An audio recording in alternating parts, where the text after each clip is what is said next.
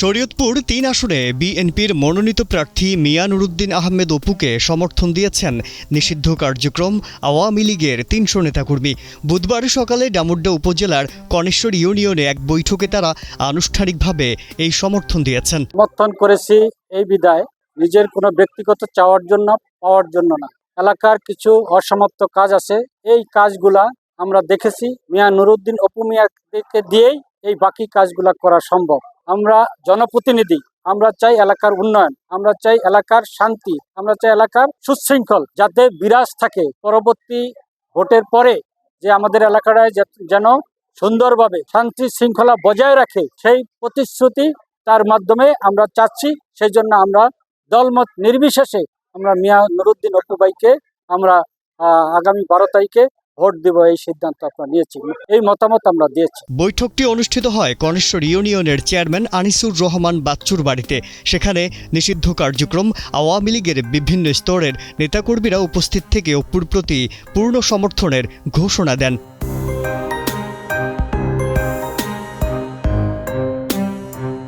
সমর্থন পেয়ে মিয়া নুরুদ্দিন আহমেদ অপু বলেন, বিএনপি ক্ষমতায় এলে 31 দফা বাস্তবায়নের মাধ্যমে শরীয়তপুরের উন্নয়নে কাজ করবে। জীবনের সব আয়োজন এখানে একসাথে। আজকের ঘটনা কি হলো?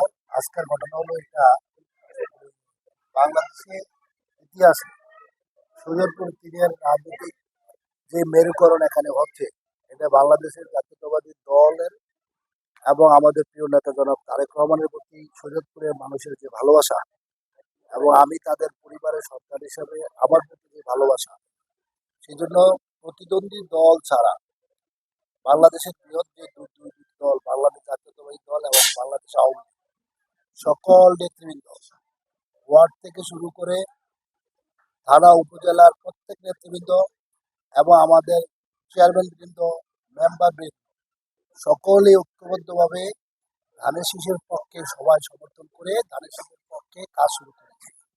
এইটা বাংলাদেশের রাজনীতিতে একটা নতুন মেরুকরণ, যে একটা রাজনৈতিক দলকে মানুষ এইভাবে ভালোবাসে, তার প্রমাণ হচ্ছে আজকে এই অনুষ্ঠান।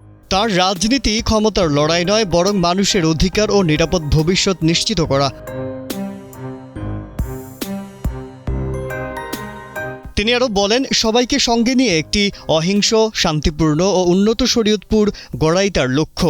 এই ঐক্যের মাধ্যমে জনগণের প্রত্যাশা পূরণে আরও দৃঢ়ভাবে কাজ করা সম্ভব হবে। অবহেলিত যে শরীয়তপুর আছে, অবহেলিত শরীয়তপুরকে গর্বিত শরীয়তপুর বানানোর জন্য যে ধরনের কাজ দরকার, সমস্ত কাজ তারেক রহমান সাহেব আমরা অলরেডি সমস্ত কিছু প্ল্যান করে বসে আছি। ইনশাআল্লাহ বাংলাদেশ জাতীয়তাবাদী দল 12 ফেব্রুয়ারি নির্বাচনে বিজয়ী লাভ করলে শরীয়তপুর ইনশাআল্লাহ একটা গর্বিত শহর হবে এবং জেলা হবে। আমি আসলে এখানে আমি রাজনৈতিক নেতা না, আমার এটা শরীয়তপুরটা হচ্ছে আমার পরিবার। কেন বেছে নিবে প্রশ্নটা আসলে আমি আপনাদেরকে করি, আপনারা তাদেরকে প্রশ্ন করেন যে তারা কেন আমাকে ভালোবাসা দেন। সমর্থন ঘোষণার সময় ডামুড্যা উপজেলা নিষিদ্ধ কার্যক্রম আওয়ামী লীগের সাংগঠনিক সম্পাদক সহ কনেশ্বর ইউনিয়নের নিষিদ্ধ কার্যক্রম আওয়ামী লীগ ও সহযোগী সংগঠনের বিপুল সংখ্যক নেতাকর্মী উপস্থিত ছিলেন। মাজহারুল আলম, কালের কণ্ঠ।